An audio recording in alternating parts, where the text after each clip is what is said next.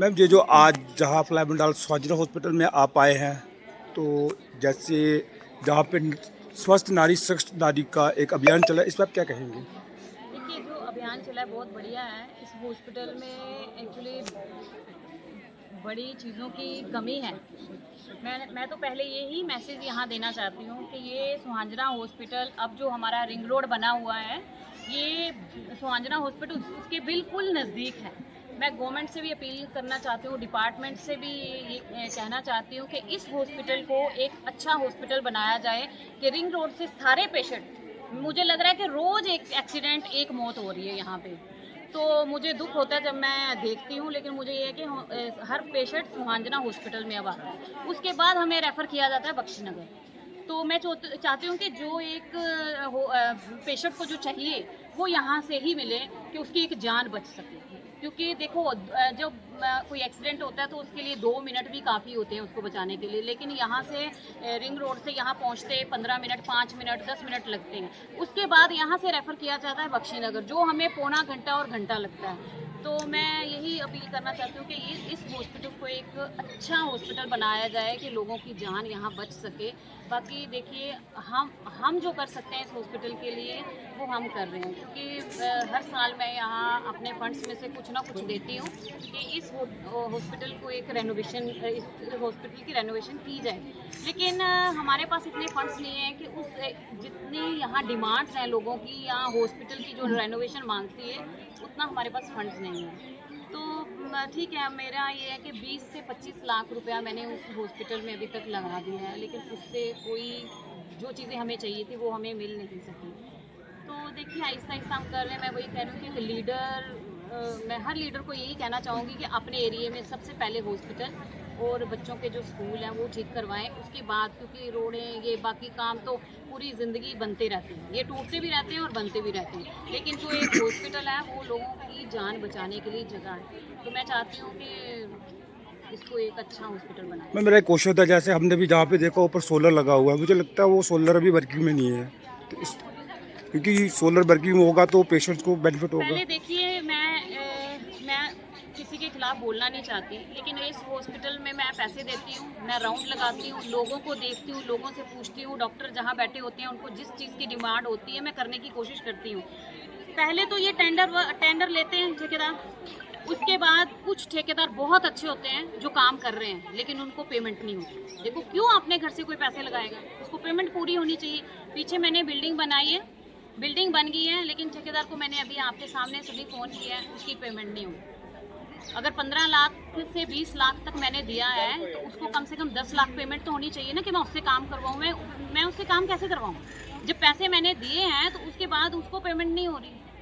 तो ये चीज़ें हैं कि कुछ ठेकेदार ऐसे होते हैं कि जो काम लेते हैं तो वो डिले करते जाते हैं, चलो जी इसका टाइम पीरियड हो गया ख़त्म तो बस जी ख़त्म। वो चीज़ें थोड़ा सा है कुछ इस एरिया में प्रॉब्लम, तो मैं तो साथ के साथ मैम हमने जैसे बात की कि जहाँ पे हॉस्पिटल में कुछ प्रॉब्लम्स है, तो एक बेसिक प्रॉब्लम देखने में ये भी आई है कि कई बार कुछ प्रेग्नेंट लेडियाँ जहाँ पहुँची होती है उस वक्त पे जहाँ पे 2 एम्बुलेंसें मिली हैं इनको, तो उस वक्त कई बार होता है कि एक भी एम्बुलेंस अवेलेबल नहीं होती, इनको कॉल करके बुलानी पड़ती है। वही वही मैं कह रही हूँ आपको कि यहाँ रिंग रोड है हमारे जी। पास, तो एम्बुलेंस 2 हैं।